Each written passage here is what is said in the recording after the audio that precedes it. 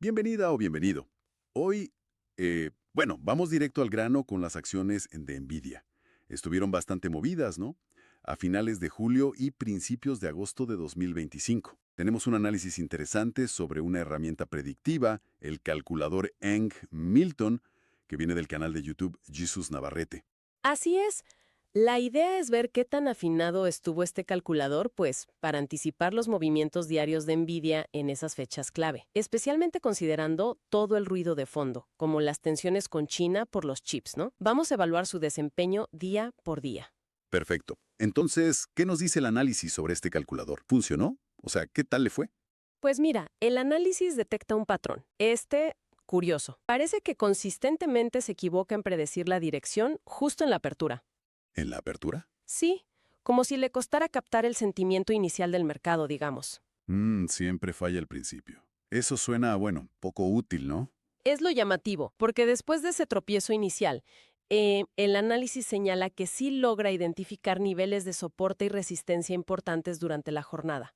Y con bastante precisión, fíjate. Por ejemplo, el 29 de julio clavó el máximo del día, casi al centavo. ¿En serio? Vaya. Y al día siguiente, el 30 de julio, el precio sí reaccionó en niveles que había calculado antes de una caída. Ajá. Aunque bueno, hay que decir que esa caída estuvo más ligada a un discurso de la Reserva Federal.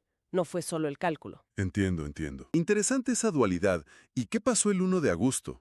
Porque ese día hubo noticias sobre chips para China, ¿verdad? ¿Algo de eso sonó? Exacto.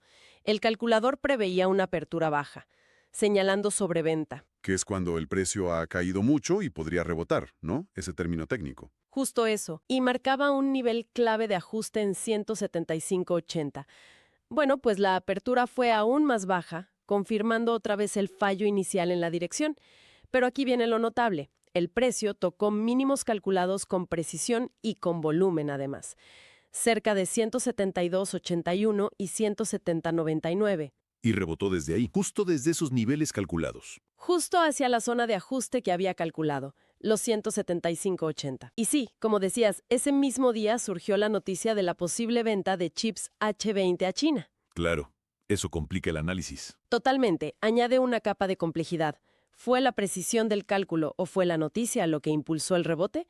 El análisis sugiere que el calculador identificó zonas donde el precio podría reaccionar y quizás la noticia le dio el empujón final, digamos. Entendido. Eso nos lleva al lunes 4 de agosto. ¿Cómo le fue después del fin de semana? Veníamos de esa situación de sobreventa. Exacto, veníamos de sobreventa.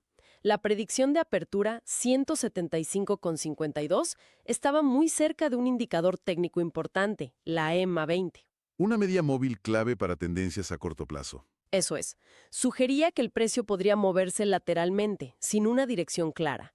Y, sorpresa, la apertura real 175,10 fue muy cercana esta vez. Vaya, le atinó a la apertura entonces. Casi. Estuvo muy cerca, sí. Y durante el día, fíjate que el precio respetó niveles intermedios calculados y alcanzó el máximo intermedio que la herramienta proyectaba. Cerró fuerte, además, casi en 180. Parecía un buen día para el calculador. Bueno, después de la apertura, claro. Pero siempre hay un pero en el análisis técnico, ¿no? Jaja, exacto, siempre.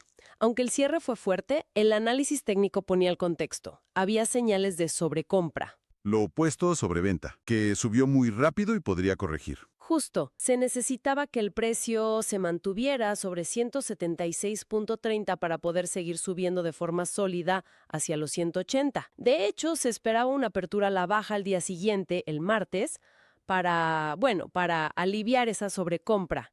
Y llegamos al martes 5 de agosto, que es el día que se grabó el video original que estamos analizando. ¿Qué anticipaba la herramienta y qué pasó en realidad? Pues el calculador predecía una apertura en 180.22.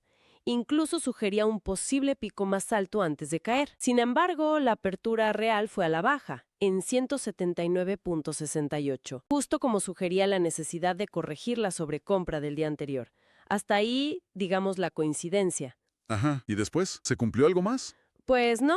Después, la predicción del calculador no se cumplió. Contrario a lo que sugería, y también contrario al índice general, el DJ30, que abrió al alza, Nvidia cayó. Tocó un mínimo cerca de 178.73 y no pudo recuperarse. terminó cerrando cerca de 178. O sea que el nivel de 180 actuó como una resistencia fuerte. Exactamente, tal como indicaba esa necesidad de consolidación que se veía el día anterior. Además, se empezó a formar un patrón técnico, un triángulo simétrico, que suele indicar indecisión en el mercado.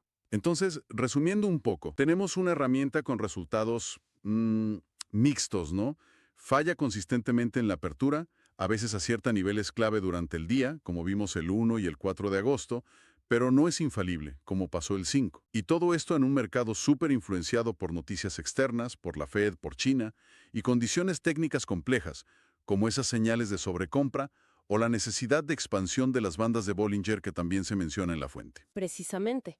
Lo que este análisis detallado pone sobre la mesa es una pregunta fundamental sobre cómo usamos estas herramientas predictivas.